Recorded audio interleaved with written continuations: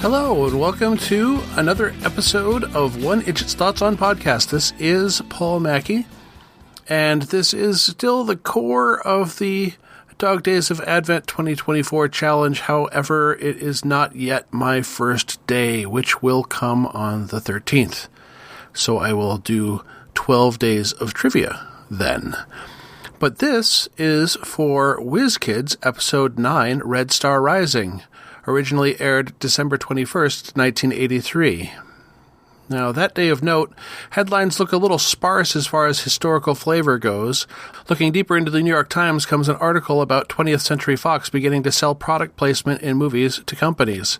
This was a new thing being described in December of 1983. Next up at the box office, according to Box Office Mojo, it's the holiday release season, so with the exception of Terms of Endearment in week 5, the rest of these are all in their first or second week of release. The number 5 film was Uncommon Valor, number 4, Scarface, number 3, Two of a Kind, number 2, Terms of Endearment, and number 1 was Clint Eastwood as Dirty Harry in Sudden Impact. Let's look at Billboard and see some of their various charts. This time, let's look at the video game cartridges instead of the computer entertainment chart. Number 5 was Frogger, number 4, Ms. Pac-Man, number 3, Popeye, number 2, Pole Position, and number 1, Q*bert, the only title released for all 4 systems tracked, the Atari 2600 and 5200, the ColecoVision, and the Intellivision. The UK singles, as reported to Billboard by Music and Video Week, were number 5, Hold Me Now by the Thompson Twins, number 4, Victims by Culture Club, number 3, My Oh My by Slade, number 2, Love of the Common People by Paul Young, and number 1 was Only You by the Flying Pickets. An a cappella take on the original by Yazoo. And yes, this would be the Christmas number 1 for 1983.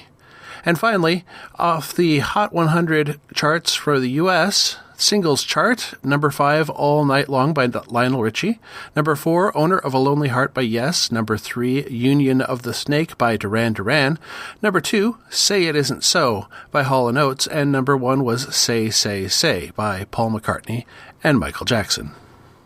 So let's look at a brief summary of the episode Red Star Rising. A woman, Jean Phillips, working at a tech company with military contracts, steals a chip. She meets with Mark Travers, who says that once they have all the code for the MX missile, they can force the government to end the program by threatening to publish all the code.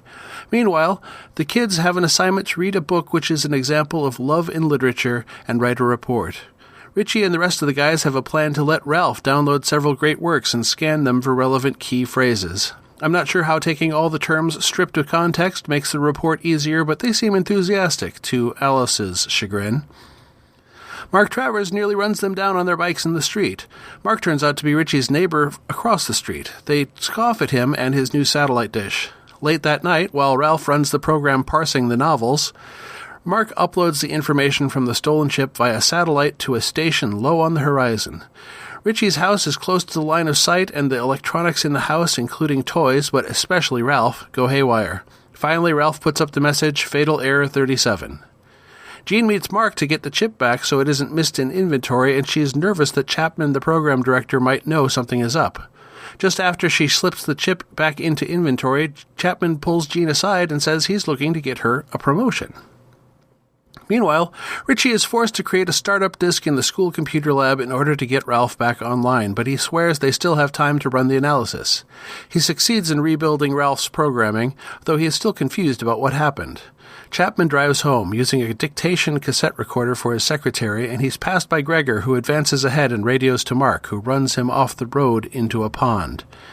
Then Mark meets Jean, who reports about the lack of suspicion she ended up getting from Chapman, and he's a bit regretful that he killed the man.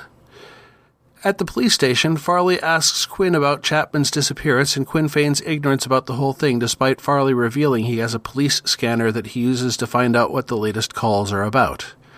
Mark uploads the latest stolen chip, and things go nuts at Richie's house again. This time he is able to shut Ralph down before the interference causes another fatal crash. He looks across the street and notices the orientation of the satellite dish. Quinn tries to get Farley to stop digging again as they pull Chapman's car from the pond. They retrieve the cassette and listen to Chapman describe avoiding the maniac on a bike and then his crash, and they also hear when he told his secretary to find out what Jean Phillips is jumpy about. Quinn tells Farley to sit on the story for now. Richie tells Mark that he thinks his dish is affecting Richie's house, but Mark sends him away, saying the dishes receive only. Quinn talks to Jean at the lab and then listens as she calls Mark in a panic. Richie signs into NASA using Farley's logon and uses their tracking software to figure out all the objects orbiting in the sector he noticed Mark's dish pointing towards. One option is the Salyut 6 space station, a Russian one. Quinn tells Jean, and Gregor diverts him. Quinn puts this together with Chapman talking about the motorcycle on the tape. Richie tells Farley about his suspicions of Mark Travers connecting to Salyut, and Farley says they'll check it out later, to Richie and the gang's disappointment. Jean and Mark argue at his place about her calling him from the payphone at the lab, and then as she tries to storm out, Gregor grabs her. The next morning, Quinn tells Farley about the bike and Jean's VW, and Farley realizes Richie was probably right. Meanwhile, Richie and the gang are disabling the satellite dish, draining the oil from the motorcycle, and stuffing a potato in Mark's car's tailpipe. When they try to upload the last data, they gloat about the rewards they are sure to receive, but the dish fails, and when they go outside, they hear the approaching sirens, jump to their disabled vehicles, and are apprehended. Back at the house, Irene is standing with some federal agents, and she is sure they are there to cart Richie away, but instead they commend him. However, not even a commendation letter from the FBI made up for their missed assignment, and they are required to read the novels in full for a special test. I have to say, this is an episode I have a really vague memory of watching when I was 10. Pretty much all I remember, though, is that there was a satellite dish involved and the FBI showed up. My favorite line: I don't understand how some people will spend days figuring out how to do something on a computer when it would only take hours with a pencil. Look at it this way. Pencils are boring. Computers are fun. Simple, really. The Who Is query. The role of Gregor is played by William Hootkins. The name William Hootkins did not ring a bell for me, but when I saw what his role was in 1977's Star Wars, I knew he would be the perfect choice for the Who Is query this time. His call sign was Red 6, but he'll forever be Porkins in our hearts. I'm glad I checked because he's had an interesting history. William Hootkins was born in 1948 in Dallas, Texas, and at age 15 he was interviewed by the FBI about his Russian language teacher and her tenants, Marina and Lee Harvey Oswald. He was heavily into theater at school, along with his classmate 1 year his senior, Tommy Lee Jones. He began studying astrophysics at Princeton before changing over to Oriental studies and becoming fluent in Mandarin Chinese.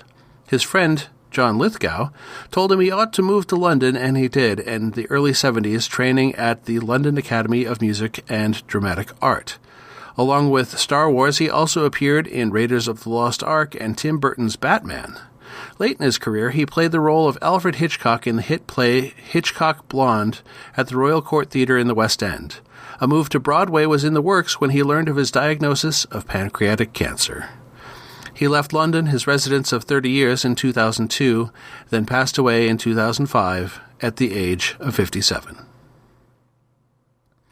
That week in tech, I was intrigued by Richie's calculator watch. It was clearly a Casio, and it didn't have a physical keyboard. But I did have to do some digging to figure out the model, as the resolution of the file is so poor. The watch is a Casio TC500, and it was introduced that year, 1983. It is not a mock-up. It really existed, a touchscreen calculator watch in 1983. I didn't find out a lot more on this watch, but clearly either cost or durability caused the technology to be pretty much abandoned for some time after that. I remember calculator watches some friends had in the 80s, but they were all smaller displays with a physical keyboard. Not to get too much in the weeds of the whole thing, the capacitive touchscreen was first proposed and demonstrated in 1965 by Eric Johnson at the Royal Radar Establishment in Malvern, England, working for the British Army and Air Defence Force. This initial example used actual thin wires running across the front of the display. By the early 80s, the method was a layer of glass coated with transparent conductive material. The panel conductor, combined with the human body's conductiveness, results in a distortion of the electromagnetic field, resulting in a measurable change in capacitance that can be translated into a positional command. I'm not going any further, and I'm probably oversimplifying the whole thing, but suffice to say this watch uses basically the same technology as your smartphone today, albeit much less detailed in determination of position. The Casio TC500 appears to have retailed for $79.95 in 1983, which the old inflation calculator tells me is equivalent to just over $250 today. I'm seeing lots of them online for sale now, used, for between $150 and $350, so if you've got one in a closet or desk drawer somewhere in good condition, there's a chance that it has appreciated in value. Totally 80s and or aged poorly. Take your pick, really. We're looking at the MX missile. A controversial intercontinental ballistic missile, the development of the Missile Experimental, or MX missile, began in the 1970s as a counter-strike weapon that could be fired even after a surprise first strike by the Soviet Union. Funding and placement of the missiles were all over the news back in 1983, debating over costs and whether they'd be sited in old Titan II silos or on rail cars or both, and on and on. The protests were also plentiful. In Minneapolis, unrelated to the MX, Honeywell Corporation was the target of many protesters over their production of components of cluster bombs and the Pershing II missile, so existence of activist groups is totally believable. There were groups that published detailed maps of silo locations to facilitate protest or civil disobedience. Dominican nuns were breaking into silo facilities and drawing crosses in their own blood. Whether any of the groups in the 80s would have been trying to steal recall codes or launch software, I couldn't say.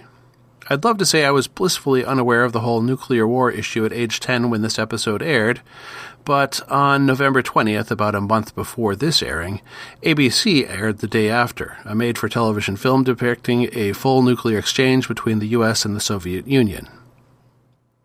But back to the MX. It had a number of new improvements over previous missile technology. With a solid fuel first stage, it could launch cold instead of being fueled as part of the launch process. It was proposed to be enclosed in super-hardened silos and be launched after the Soviets shot first at the Minuteman fields. The targeting was next level as well, and it could be equipped with up to 8 re-entry vehicles.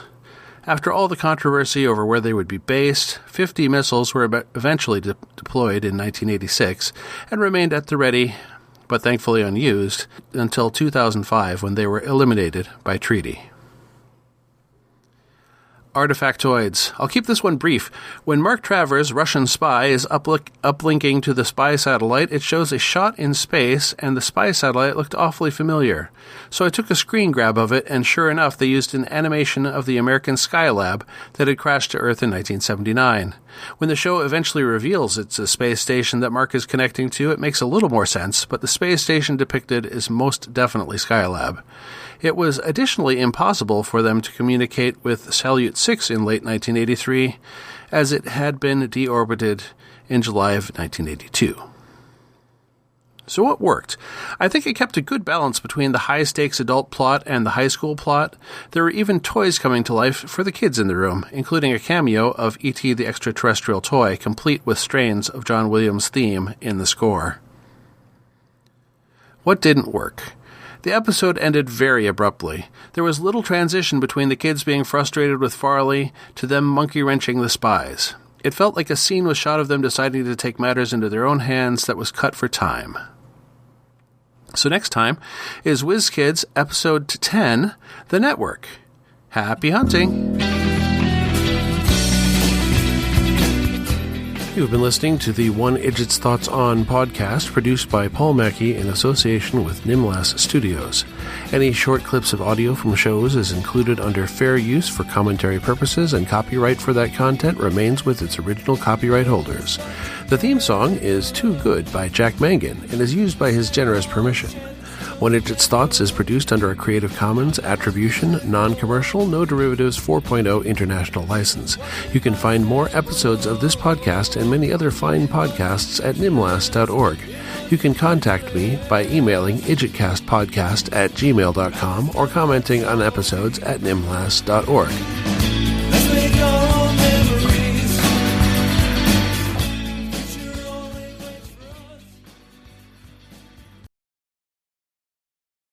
And yeah, they really had to read an entire novel, and in Richie's case, 2, before a test on Friday. That's a little crazy, actually.